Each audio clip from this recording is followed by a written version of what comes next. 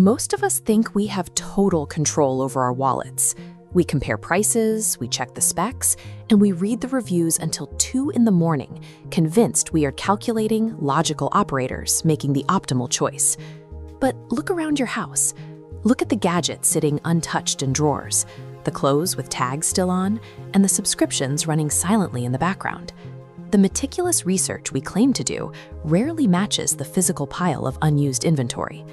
Commercial history suggests a different rule. We make purchasing decisions based on an immediate emotional response, like the desire for safety or excitement, and then recruit logic later to defend that choice. In this view, we aren't exactly rational consumers. We are more like defense attorneys, and our primary client is our own impulse. Our job is to draft a watertight alibi for why we just spent $50 on a water bottle. To see how this works, we have to put our 3 most common purchasing alibis on the stand. We need to look right past the logic we tell our friends and expose the specific psychological triggers pulling the strings. The first defense we use is simple math. We tell ourselves we bought something because the discount made it a responsible financial move. We treat the calculation as the end of the story. If the math works, the purchase is justified. But this logic relies on a very specific set of psychological conditions that manipulate how we see those numbers. This chart shows how an initial high price sets our expectations. When you see $200 first, and then the number drops down to $99, that new baseline feels cheap by comparison. This is anchoring.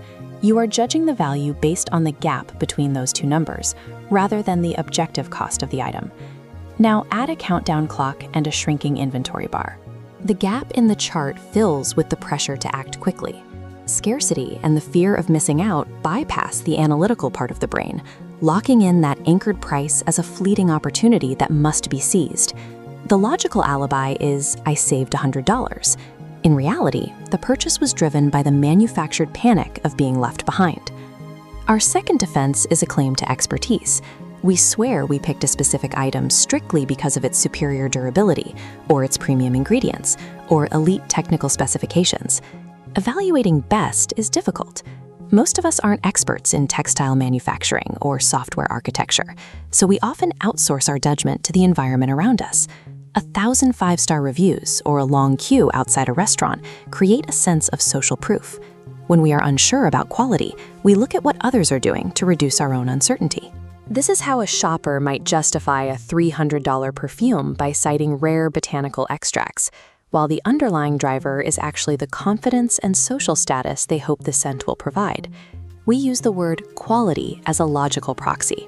It allows us to follow the crowd or seek personal confidence, while still feeling like we've made a sensible, independent choice.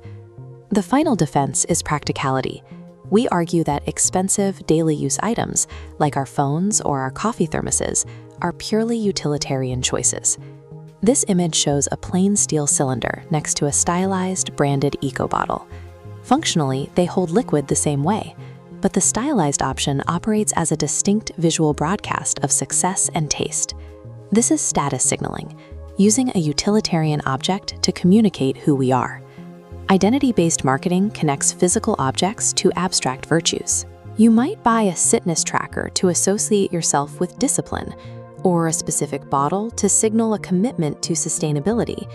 The extra cost of the premium version is essentially a rental fee for that brand's identity. It allows the consumer to borrow a specific image and wear it as their own.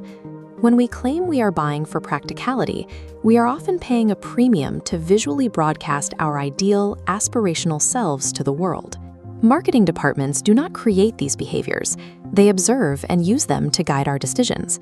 They understand our need to view ourselves as logical, even when impulses are leading the way.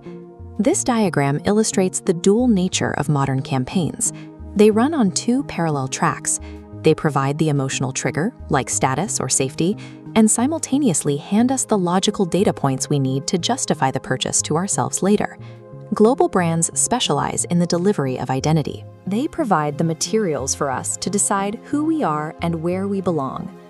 Next time you catch yourself listing technical specs or defending a massive discount to a friend, listen to the defense you are building. Recognizing this rationalization gap and identifying the specific emotion behind a purchase returns the focus to why we buy. That awareness shifts the power back from the marketer to the consumer.